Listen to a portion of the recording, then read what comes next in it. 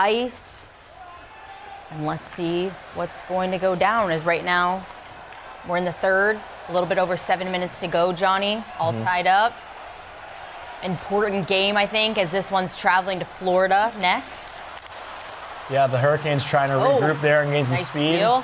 But a turnover again by the Panthers forecheck, and unfortunately, Colin White can't put that in the empty cage, and he's going to regret that one because right now, as we're talking, the Carolina Hurricanes are set to go on the power play.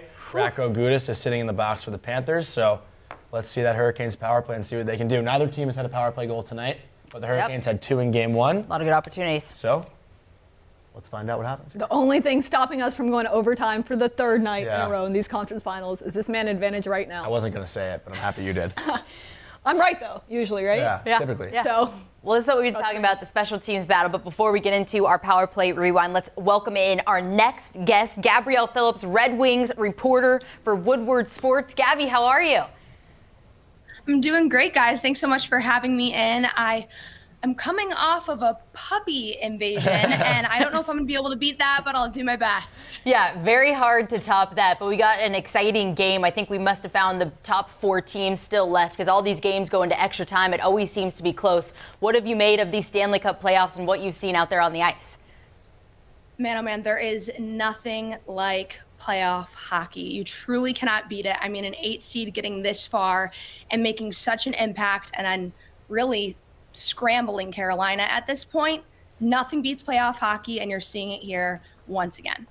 what has been your favorite storyline from this postseason, Gabby? Is it the Florida Panthers having this Cinderella story run? Is it the Seattle Kraken going as far as they did? Definitely. I mean, how can you not pick the Panthers at this point? I mean, coming off of the season that they had, I really think that they're peaking in this offseason. You've seen their momentum leading up to this moment. And at the top of the series, I was locked in on Carolina. I lived there for a hot second, and I believed in this Carolina team making this happen, getting the Stanley Cup this year. But Florida is making me doubt that as much as I wish I couldn't say that. I love that you're coming to us on set, Gabby. I like the background, the backdrop. Very on brand. It's very nice. I know you're a Michigander at heart, right? You're from Michigan. Anna Dua was talking about Svechnikov and his lacrosse goals earlier on tonight. What do you make of that goal now being called the Svechnikov instead of the Michigan? Is that a possibility if he does it again for a third time? I mean, you might see a name turnover there, but I gotta throw up the mitten, the Michigan, the Michigan, the Michigan. Yeah, keep it the Michigan. I agree. I call it the Svechnikov. Well, my favorite nickname was when Trevor Zegras had that play to Sonny Milano. They called it the Dishigan. I thought that was awesome. That was good. That was a good one. I like it. It was I a like pass, it. you know? That was Sonny my Milano's new name is like Cafe Milano in DC. They always come up with the nickname, Swaggy P. Always so fun in hockey. We always find a way. Well, let's take a look. We got Gabby here on the line with us. Go into our power play rewind. We've been talking about the Canes so good on the penalty kill. Now they're on the power play as we are tied up in the third. Afraid to ask Jonny what you think of this game because somehow we've been always knocking on wood that he's the jinx. But yeah, Gabby, what do you think? You've been talking about Carolina, such good fans. Do you think Florida can find a way here as time is winding down to get this win and head back to South Florida up 2-0? They gotta find this opportunity here. I think both teams do not want to see this game go into overtime. I mean, they barely had a full day to recover, and then they're going into a travel day. It's going to absolutely demolish their energy and their endurance going into game 3. So let's hope that they can close this game out here in the third period. I think for everyone's sake, I think there was probably a lot of PTO in Raleigh happening yesterday. So I think employers are glad that it's the weekend tomorrow and that employees will have time to recover. Gabby, I want to talk to you about your time in Carolina really quickly. You said you lived down there for a bit. Yeah. I just think it's become such a phenomenal hockey town there in Raleigh. The fans love the sport. I do think it's the loudest arena in the NHL, definitely the loudest one I've ever been to. Can you talk a little bit more about hockey in Carolina? Definitely. I mean, in the time that I was there, I saw it grow. You know, they did come off of that Stanley Cup win before I made my way down there. But I really saw it amongst a lot of my friends. I was in high school down there, and their love of the game grew. I was coming from Detroit. I already had a love of hockey, and I was like, what do these people know about hockey in the South? You know, you're coming from Michigan. You got a little edge on you. You're like, I know more about hockey than you guys do. Getting down there, they did prove me wrong. They proved me wrong. The energy is fantastic. I mean, the fans really get into it. You see it here. You saw it as the fans rushed back down to their seats yesterday after they thought the game had ended. The fans are fantastic, and I definitely think you can feel the energy even through the screen. Yeah, well, now you're in Detroit. You're talking about that's where you're from, covering the Red Wings. What can fans be excited for in the future of that organization and what they're trying to do? Definitely. I mean, the Iser plan is in full effect. There is no doubt there. They are definitely finding their feet going into this next season. You know, you saw Steve Yzerman make some moves last season, you know, getting into the playoffs. They knew it wasn't going to happen, so free agency came around, and he prepared for what is to come. Balancing those new members, those new faces with the vets on the team, I think is going to be a difference maker as we look forward to the Red Wings in the next couple of seasons. I'm hoping to see them make the playoffs this next year. Gabby, I see you're very into entertainment and being an actress. I got to ask you, what's your favorite hockey movie? You got to give it to us. Oh, my. Is this a question? Well, do you need to ask? Take a wild guess. Mine's Mystery Alaska, so I don't know. Everyone's different. Oh, okay. I guess I'm going to have to say Miracle. It's very, very stereotypical, but can you beat it? No. No. What? Anna, you think you can beat it? Oh, no, I don't know if I can beat it. Miracle is one of those movies that's just in a lane of its own, but mine's Youngblood. What do they call Miracle in Canada? Miracle. Oh, they do? Yeah. Well, USA wins the gold. We're a nice country. We're happy for other people. Yeah. Come on. All right, so right now we're all watching the game on TNT. This is your second screen experience. 3:30 to go in this game and regulation, and we are all tied up. Fingers crossed. Fingers crossed. Gabby, you've been talking about a lot of PTO, a lot of people probably showing up to work a little bit extra tired. I know I was extra tired after the game on Thursday. Yeah, we saw the mascot, lots of coffee. But here on this second screen experience, you got the L bar. We see the stats coming up. This is a fun, interactive way to watch the game and see stats that us broadcasters at home and you covering maybe the Red Wings get to see, but these fans get the up-close look at what it's like to see all these numbers while watching the game as well. Yeah, it's great to see this on-screen experience. It's definitely allowed more people to play in the game, and I think, you know, for those that aren't full-on hockey fans, maybe are just dipping their toes in the water, I think this is a great experience for it, getting to hear about your experiences as individuals covering the game, but also all of these fun people coming on and joining you. I mean, from the trick shots to the experts, you guys have covered it all, and it's been awesome to watch along. Well, we appreciate you joining us. Right now, you see the face-off probability, but Jonny, a few moments ago, we saw the time on ice. Talk about time on ice in game one between these guys. I mean, they basically played 2 games in 1 game. I mean, this series is crazy, the amount of time that they've all spent out there. Yeah, and I want to talk about a specific player, and that's actually for the Florida Panthers. Brandon Montour played 57 minutes of ice time in game 1 in this series, but he also was a part of one of the longest games in NCAA history as well at UMass. I know Anna's going to give me crap for shouting out UMass again, but Brandon Montour played in a very long overtime game against the Notre Dame Fighting Irish in his college days, so he has experience now in the college level and at the NHL level in those long overtime games, and I would love to hear his comparison or difference of the two. He's been a really standout player this entire season and postseason. I think maybe you label him as the biggest breakout star in the NHL this past season. Gabby, I'll have your thoughts on that because he brought his regular season into this postseason and has been one of the biggest difference makers. You got to remember, guys, the Florida Panthers would not be here without the way Brandon Montour played in that first round series against Boston.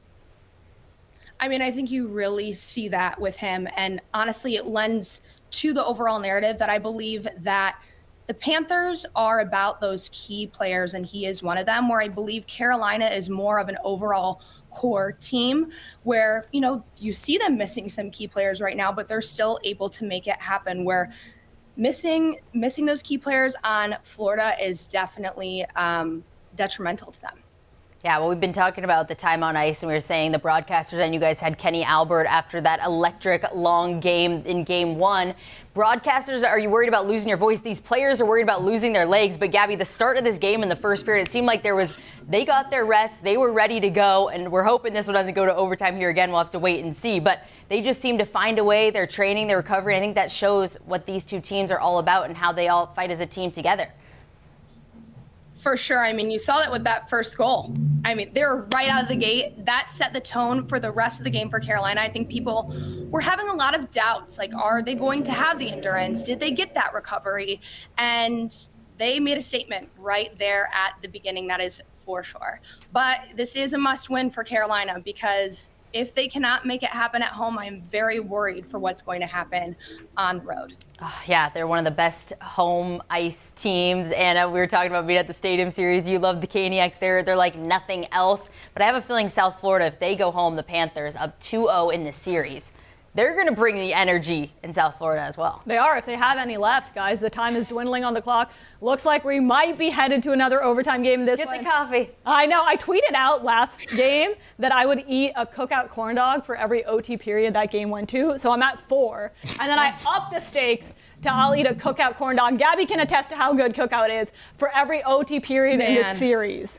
So maybe I'll get to 5 today. Got to go 6. with the tray. You got to go with the tray. You got to get all the goods in there. And being back in Michigan, I think one of the biggest things that I miss from Raleigh is cookout. Nothing beats it after any event. Okay, how have I not had cookout? I went to the Stadium Series and I didn't have it. It's in Southern Virginia too. Okay. Yeah. Oh, so, okay. Gotta go. Gotta have the corn. Missed What did you out. say? The corn dog? The corn dog meal. It's a junior tray. 2 corn dogs, 1 milkshake, 1 side. We're going to have All to right. post that picture. That was like my go-to for lunch in high school. Go-to for lunch. Love to hear it. All right, so that's a spot I gotta go to. We gotta order the Trenta coffee at this point too, Jonny. Because we're 1-1.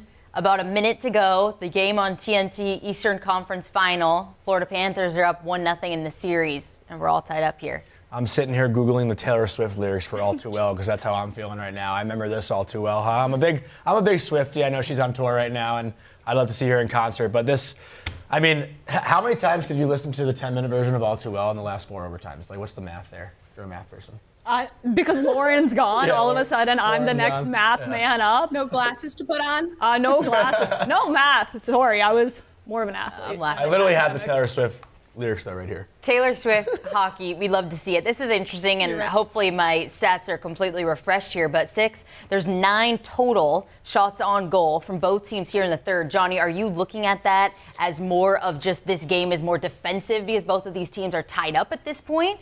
What do you think is happening here in the third? Well, it's super similar to Game 1, although I will say the Carolina Hurricanes had way more pressure in the third period in Game 1 than they've had tonight. But Carolina's been the better team in this third period. They've peppered Bobrovsky slightly, but they haven't been able to finish, which again plays in favor to the Florida Panthers. I thought if Carolina was going to win in Game 1, it had to be in that third period. Florida came out and was the much better team throughout all 4 overtimes, and we might see that again tonight because wouldn't you know it, we're going to overtime for the 3rd straight night. It looks like 13 seconds left.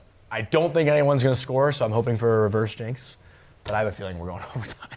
Last minute goal squeaking What are by. our thoughts? How many overtimes are we going to have here? I'm going to say 2.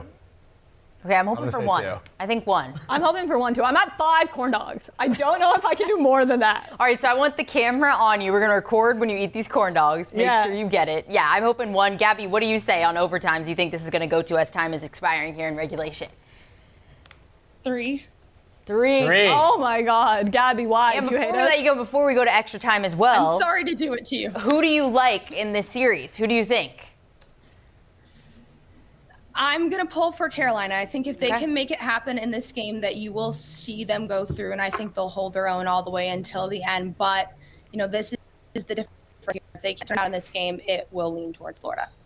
Okay, I'm sorry, Gabby, that you're virtual right now because I wish you were in the studio with us. We're getting the delivery of overtime pizza here to the set. I know, you're getting the worst. You're getting the dog Listen coming on out. right before you. Now we get the pizza here on set.